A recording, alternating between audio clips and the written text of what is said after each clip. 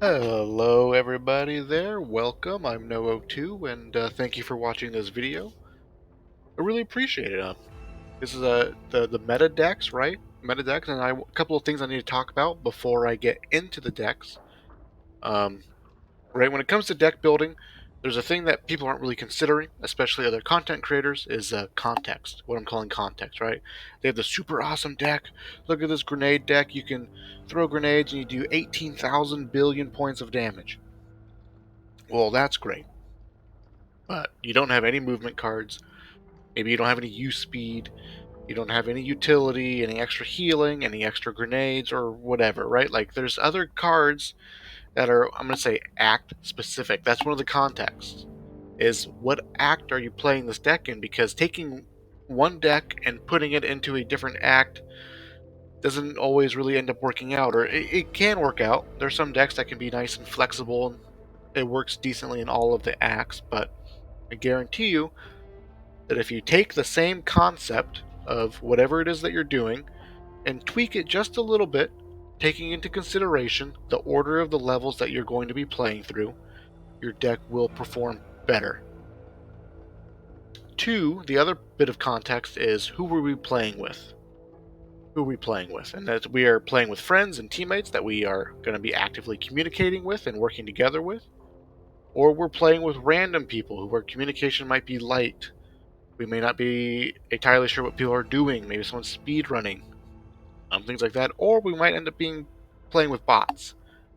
And so, for the context of who we're playing with, these decks, these meta decks that I'm sort of doing, these are really cool ideas or concepts. But the decks that I'm showing you here today are decks that are not really going to help you if you're on a team with speedrunners, and it's not going to help you if you're on a team with bots. These are going to be really hard decks to play in those circumstances. Right? These decks are not built around the idea of solo clutching a whole campaign by yourself. I have other videos for that if you want to beat Act 1 and Act 2 literally by yourself with bots but online, or with any of your teammates if that's the case, whoever you get, right? Because solo queue is random. We have decks that can deal with the random. These decks are about fitting yourself into a team composition, right? So when it comes to the speedrunners or playing with bots, these decks are not going to do super well in that context, in that particular circumstance. Playing with random people, if they go, "Oh, what are you guys playing?" Well, I'm going to be the support, and I'm going to do this, and I'm going to be the sniper guy, and you go, "Okay, under those circumstances, then I'll run this deck. It accomplishes these things that helps round out our team." That's where these decks are going to excel. When you're playing with your friends, when you're playing with people who are going to be coordinated, these are the meta decks. These are the decks that fit into a team composition. The other bit of context, right? The axe that I was talking about. Well, we have the debuff cards here, and as you can see, I have the same deck but done 4 different ways, each pertaining to an act. So this is the debuff deck, and the thing about this deck that it's incredibly flexible, super flexible. It's literally a gymnast because as far as cards that cause debuffing, there's only 3 of them. And we're not going to use Sunder. I'm sure Sunder can be used somewhere under certain circumstances and under a certain playstyle, but we're not going to be doing that because Shredder and Marked for Death is more than enough. If you don't know what these cards do, they cause a debuff. The target takes increased damage. This is not you do more damage or your teammates do more damage.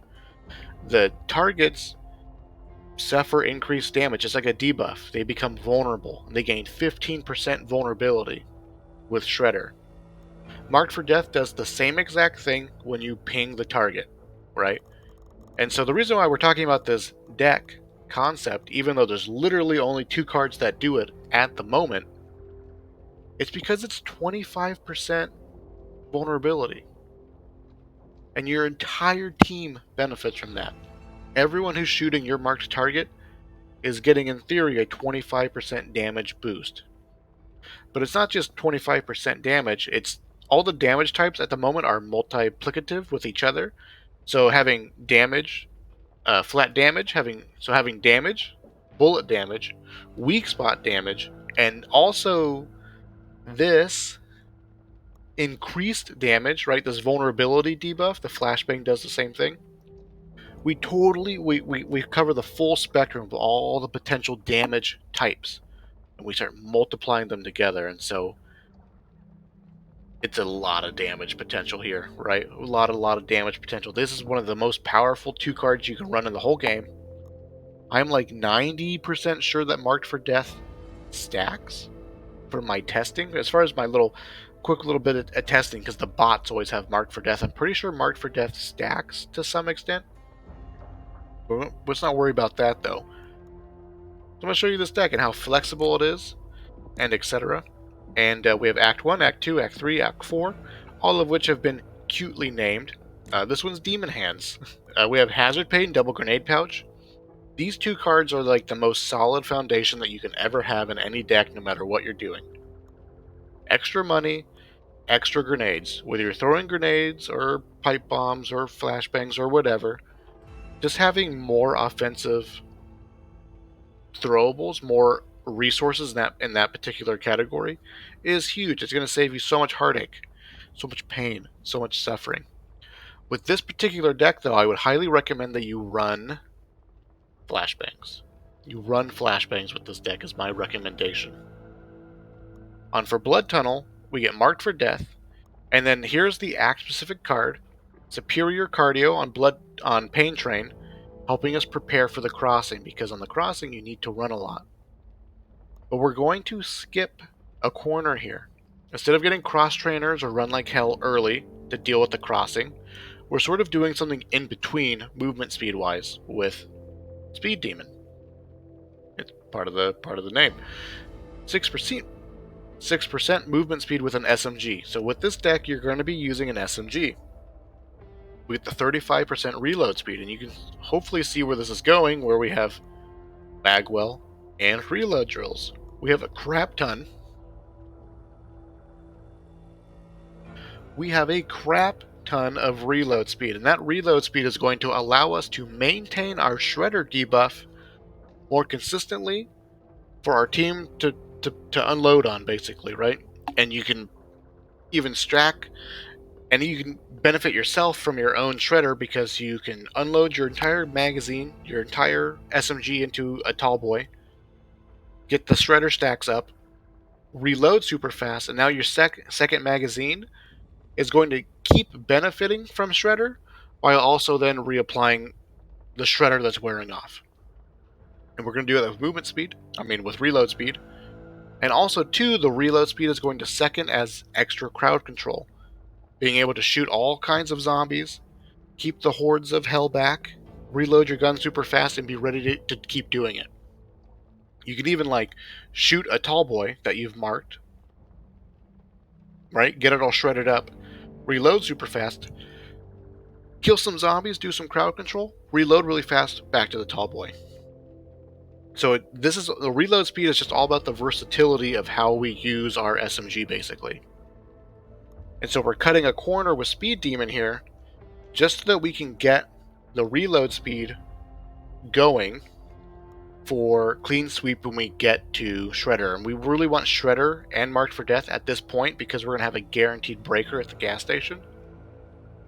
And having this extra damage vulnerability thing going on, the breaker, is actually going to save your entire team a lot of ammo and potentially kill the breaker much faster and reduce the amount of opportunity for mistakes to happen during the breaker fight. Next is Bookworms. And we have Grenade Pouch right here is because we are preparing for the barroom blitz. But also we like Grenade Pouch here because of the hotel. And we're sort of forced. The hotel's a dangerous place because you're forced into a confined space for a prolonged period of time. Like, you have to be in there to complete the objective and clear it of enemies to free the survivors at the hotel. So having these grenades, whether it's flashbangs, which I would recommend, because in this circumstance, if you think about it, I talked a lot about how you can use positioning to kill the common zombies. If you get yourself in a good corner or a good room where you can funnel the zombies in, killing the horde is not an issue. once you're in that circumstance. What ends up killing you in that circumstance is when a tall boy shows up and there's not enough space between you and the tall boy, not enough space for you to maneuver around the tall boy and dodge his attacks. He just walks in, smashes you, he kills you because you don't have enough time to kill him. Flashbangs with this build are going to accomplish the same thing. When a tall boy shows up at the door, you throw a flashbang and you stun him. You have 6 seconds now to apply Shredder, mark him for death, and your entire team now will focus fire. It's a very natural way to focus fire him, and plus with the flashbang, you get up to 35% vulnerability debuff. And so the flashbangs will be accomplishing the same idea that we could do with grenades and bomb squad, but we're just pulling out bomb squad and we're building a deck that can do what bomb squad and grenades typically or can technically accomplish, but we're going to be more gun focused in that we can also then reliably do gun things with the horde and other things like that. Mag carrier, because you're going to need a crap ton of ammo.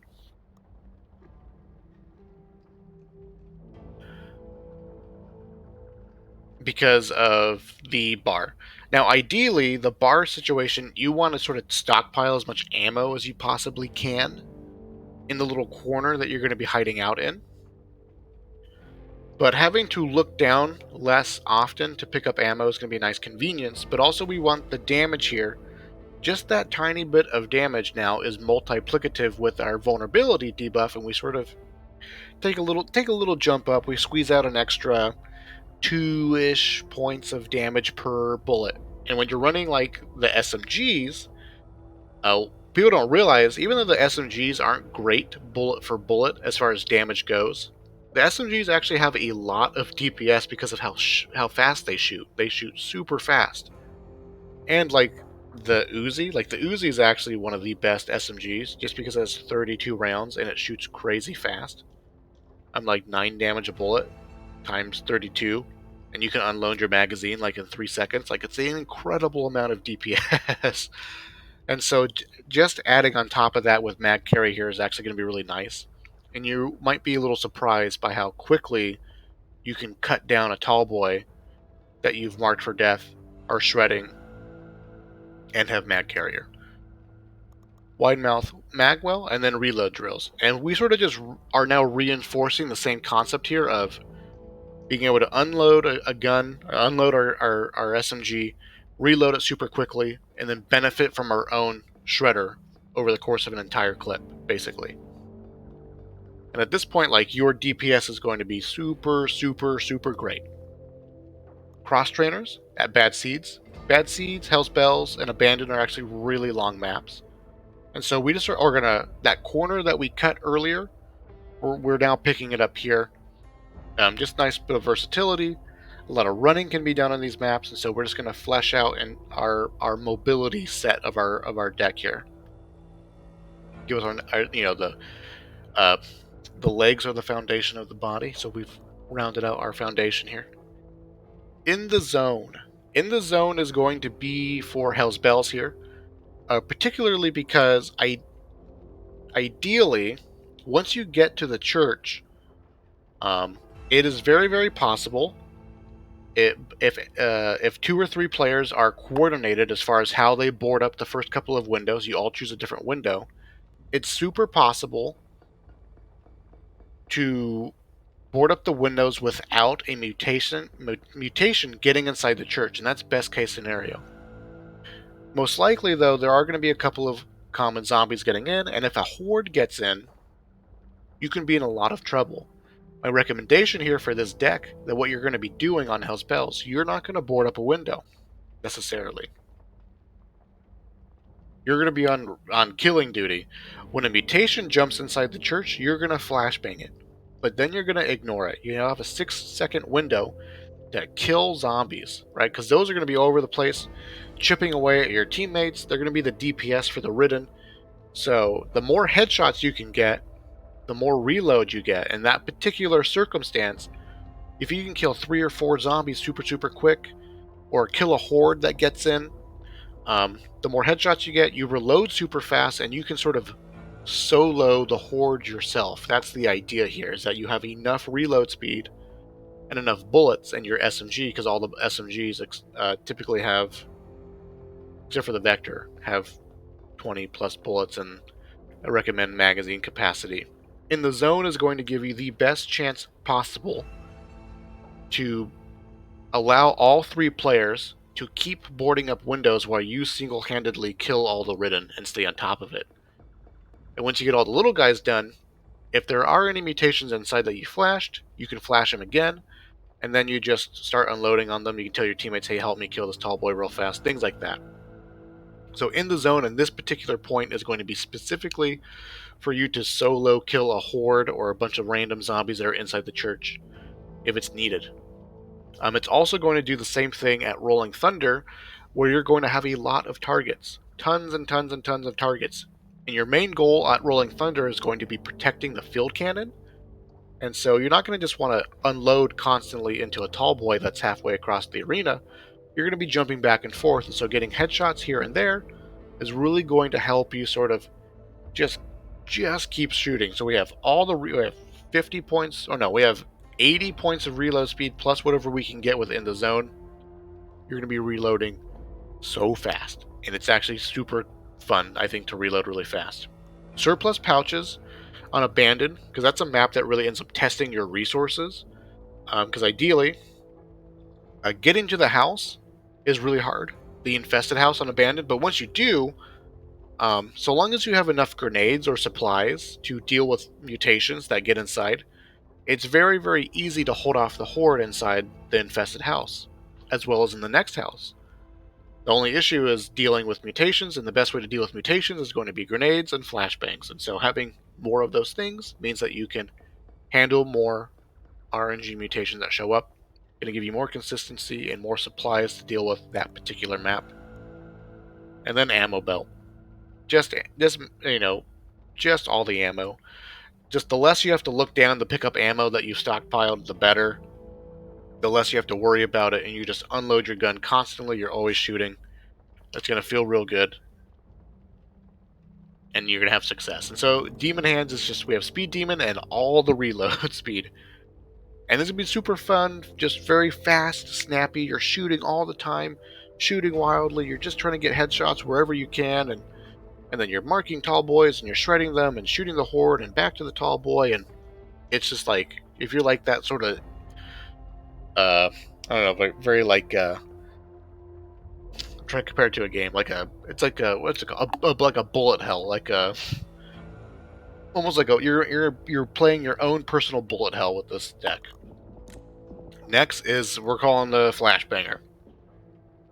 And this deck is going to be built around the idea of how you play the church, and that's about it. It's not super different in a whole lot of ways, other than that we have Shell Carrier. We're using a shotgun here. There's a little bit of interesting things we got going on here, though. Hazard Pay, Double Grenade Pouch, and Run Like Hell. These are 4 call to arms. Then we have Superior Cardio, right? These are our act-specific cards here. Run Like Hell and Superior Cardio is like the nice little, like, this is the big boy mobility 2 card. Like, these 2 cards you can do a crap ton with.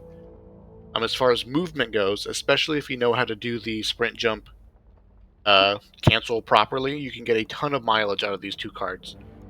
And I think realistically, these 2 cards are like really the most like bang for your buck optimal cards as far as movement goes. Though I tend to like cross trainers as a recommendation, because cross trainers and superior cardio, with the stamina regen and the sprint efficiency, there's a lot of wiggle room as far as like making a mistake or panic running or not running in an optimal way, because your stamina regens faster. So any mistakes you make with stamina is not quite as punishing because it regens faster and the extra health, right? So that's why I always recommend cross trainers a lot of the time, because I feel it's more player friendly than maybe like Run Like Hell, because if you misuse your stamina, who cares if you have movement speed? You can't use it anyways. But we now have the basis of almost all of our movement for the entire Act 2. And then grenade pouch for pipe cleaners. Again, same idea with pipe cleaners. Mobility sort of is off the table now. It's all about holding out against the hordes and having enough supplies to deal with high health mutations when they show up at unfavorable places because you don't have any place to run, because a lot of pipe cleaners is super cramped. Now marked for death going into hinterland. Lots of open space, very easy to mark things off in the distance and have them shoot you. One nice thing too about mark for death on these big open maps is that if you have fog or the chemical spill where it's just foggy, anything that you mark is going to be super easy to see through the fog. And so one thing you can do is you can sort of spam click through the fog. If you hear something or hear a mutation, you can spam click and potentially get eyes on it. It can be really beneficial. That's sort of why I get marked for death over Shredder a lot of the times, just because it's a flat 10%, it's more consistent, more reliable, and you get the extra vision. And then we get Shredder next for Trailer Trashed. Then we get mandatory PT. And this is going to be just helping the team just deal with movement-based things. We're sort of preparing our team here for Broken Bird. And so as far as giving your team extra mobility options, mandatory PT is really the only card that does so. Just because Broken Bird can be a very movement-intensive map if things don't go right, if you're not able to hold at the crate and things like that, or if you want to do a strategy where you kite everything away from the crate and then the team can run back together to the crate. And there's some different things you can do in Broken Bird. Mandatory PT will almost always be beneficial for whatever your team ends up doing on that map. And so we're just building up to it here, right? Pipe cleaners, hinterland, trailer trashed. And so we have, this is at the clog, which again is also a movement intensive map. And then scattergun skills here. And now we're starting to build up to dealing with Heralds of the Worm, the boss rush at the end. But one nice thing about scattergun skills here is now that we're choosing a shotgun, we're at the crate on Broken Bird, because card number 9 is Broken Bird. Having this extra reload speed is going to give you more crowd control, going to give you increase your ability to kill lots of zombies, reload up, and be ready to go to kill more zombies. And that's sort of the point. So your job here is going to be flashbanging mutations, shredding them, and also just common crowd control. And one thing I want to point out here is that every single pellet, each individual pellet, counts towards Shredder. And that's going to be important here because now we have Quick Kill. What the heck? Well, why do we have Quick Kill? At this point, it's all about killing the bosses. And having Quick Kill is going to give you enough accuracy on your shotgun that you can pretty much hit all of your pellets on the bosses, because the bosses are huge targets. The Ogre and the Breaker are pretty dang big targets. They're nice and fat and chonky. Quick Kill will pretty much guarantee that we can hit them with all of our pellets of our shotgun from a long range. So we can stick with the safety of our team and accurately hit these bosses with all of the pellets and get all of our shredder stacks with 2 shotgun blasts. Super consistently all the time. Super consistently. And also 2, because there's so little options for cards in Act 2, we only get 12 cards in Act 2. We want that reload speed, right? We love that reload speed. It's going to give us more opportunity to keep applying our shredder and keep dealing with our crowd control. So if we have Quick Kill to deal with our accuracy problems, then we got Mag Kepler. We sort of compensate for all of our lost reload speed. We don't have reload drills, and we don't have Magwell. We compensate for that with Mag Coupler. So basically, with 2 cards, we sort of fit 2 cards into it, but it's kind of a neat thing that I think that works here. And also, too, if you get any sort of laser sight, you can get 50 plus. You can get up to 30%, I think, accuracy with a good laser sight, with a purple laser sight. And then we just have Shell Carrier. Extra ammo capacity and just extra damage. That's all. Because at this point, right, it's all about killing the bosses. It's all about killing the bosses. And so the more that you can focus fire the boss with your team, that's great. And etc. And this deck will just, I think, will have fun, nice bit of fun. Especially if you're a shotgun lover, you can fit a shotgun into an act that maybe didn't feel like it had a shotgun use sometimes, because you don't always want to get so close to an ogre. Though with the breakers, you can easily run up and blast their weak spots. But we're not going to be doing that. One thing I want to talk about here is because we're running flashbangs. One strategy that you can do on Hell's Bells, or not Hell's Bells, on Grave Danger is once you kill all 5 snitches and the ogre spawn, you're inside the church, and when a mutation shows up, you flashbang the door. And then your team just waits. You kill the horde, you kill what's coming in, but you flashbang all the mutations. The idea is you keep flashbanging the door until both breakers arrive at the door. Usually one will arrive before the other, and you flashbang. You flashbang when it's time. And then the second breaker, once they're both there at the door, you flashbang them. And then somebody else who's built up a bunch of grenade damage can grenade dump the door, and you kill both breakers with the same grenades, with the splash. It takes a crap ton of flashbangs. You're going to need like 6 to 10-ish flashbangs. So obviously you're going to be picking back those flashbangs anyways. But just an idea. That was why we call it Flashbanger. And also too, if you're running flashbangs, you can flashbang the ogre on Herald's 1 and Part 2 and things like that. So just sort of embrace the flashbang strategy with this deck here. Act 3, bonus medic. Kind of a bonus medic is sort of, because we have a 2-card combo here as far as Marked for Death and Shredder, there is a lot of opportunity for other cards to fit in as well, like to do other combos. But with Act 3, again, we only get 12 cards.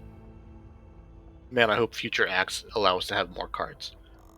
Hazard Pay, Share the Wealth, all extra money, double grenade pouch, and superior cardio for the farm map. Again, we're cutting a corner here. We're cutting movement. Because again, we're not trying to solo clutch. We're playing with a team. So we're just cutting movement. We're getting just like the most value. This gives us like, for one card, without sacrificing anything, superior cardio is going to give you basically the most value out of your stamina. We could technically run further if we had Olympic or rhythmic breathing. But then we get something negative for it. And I just like the extra health. It's all around positive. Super clean card. But we're cutting a corner here by having Share the Wealth. And that's just because we're trying to build up as much money as possible so that when you get to the T5 mission, you have a crap ton of money to do things. You don't need pills and grenades, and a lot of you guys like barbed wire and things like that. So, and also too, it's really nice if everyone can heal up to full at T5. So we're trying to maximize our opportunity or our chances of having lots and lots of money by the time we get to T5. Grenade pouch. With this deck, again, I recommend that you run flashbangs. Alright, so with this deck, when you get to T5, because we have extra grenades here, Marked for Death, surplus pouches, and then Shredder, and card 8 is T5. And we have grenade pouch here at 5 for the swimming pool, for Blazing Trails, the infested pool. Just again, because you're going to be holding out in the bathroom while you're enduring the hordes with your team. So having one extra flashbang at that point means that you're going to have one extra grenade, one extra tall boy that you can now kill and deal with while you're holding out in the bathroom, or holding out wherever you choose to hold out, wherever your team likes to hold out. Marked for Death, because we're doing the debuff deck. Surplus pouches for T5 when we get there, and then Shredder. We have surplus pouches here before T5 because of the holdout event in the greenhouse of Garden Party. Card 7 is Garden Party. As well as going through the maze, very, very cramped places where having a grenade that can remove the pressure of a mutation, just like that, huge value. It can be the flashbang a tall boy that's about to walk on top of your team can be the difference between finishing the mission or getting squad wiped by one tall boy who just happened to walk around the corner at the wrong time, you know what I mean? And then Shredder. And again, so now we're at T5. I recommend that 2 players hold the staircase and that you end up being one of those 2 players. And so you're shooting your gun, we have an SMG. I would recommend an SMG or an AR. It can even be an LMG. And you're killing zombies or holding out with your teammate, whatever your teammate's doing. But when a mutation shows up, you flashbang it and then you kill it with Marked for Death and Shredder. And this is really nice because, again, 2 cards is going to give you and whoever's with you enough damage, for the most part, to kill a tall boy before he comes out of the stun. Friend in Need, we have cross trainers. That corner we cut before, we're now getting again. We're now getting at this point. There's not a lot going on this map. You play it slow for the most part up into the crematorium. Go through the funeral house, and then once you're outside in the neighborhood, it sort of opens up, and having the extra mobility and stamina is really, really nice. Shoulder bag, and this is sort of where the bonus medic comes in. If we were to do this concept like on Act 1, you could really commit much, much harder to this medic idea of it being like both the team damage dealer and the medic. But because we're doing on Act 3, we just don't have enough cards. We're basically missing 2 cards that could, again, be really beneficial for being a medic. But as far as 2 cards go, we're going to have Shoulder Bag, which is just nice. Extra bandages, extra pills, whatever it is, whatever you have the money for. And then Poultice. And I made a video about the top 15 cards for Nightmare Mode, and I talk extensively about Poultice. I'm not going to here, but just understand that Poultice, as far as giving your accessories more health, is better than all of the healing efficiency cards. Go watch that video, or you can trust me when I say it here, that Poultice is one of the best flat cards as far as giving you flat health from your healing accessories. But also, too, it's going to turn your pain pills into little bandages. So use Poultice and Shoulder Bag however you prefer, whether it's bandages or pain pills or medkits, whatever. So I'd recommend bandages or pain pills. Right, and so just a little bonus, bang for your buck, 2 cards, and if you're using pain pills, then your pain pills do pain things and they heal 20 health, or your bandages become medkits. 2 cards, very nice little powerful combo. All of a sudden you got 3 bandages and you're healing your team for, 90, 35, whatever it is, 90 plus 45, 135 points of health just with 2 cards. And then run like hell, because Act 3 ends with the big, huge arena at the body dump. And it's just a really mobile, intensive map where your team is going to be running or even splitting up to go shoot the mega nests. And then you have to meet back up on the ogre at the end. And so having run like hell is just going to give you the tools necessary to maneuver around that arena as you kill the nests. And then once we get to the ogre, we can flashbang it, we're going to mark it for death, and we're going to shred it, and it should die just like that. Not a problem. And that's Act 3. Act 4. This is maybe not the best deck for Act 4. But I think it's a really fun deck. We have our combo, Marked for Death and Shredder. We have our supplies. Double grenade pouch, grenades, pouches, etc. I would highly recommend that you run pipe bombs. Don't run flashbangs. We're out of the flashbang thing here. Run pipe bombs.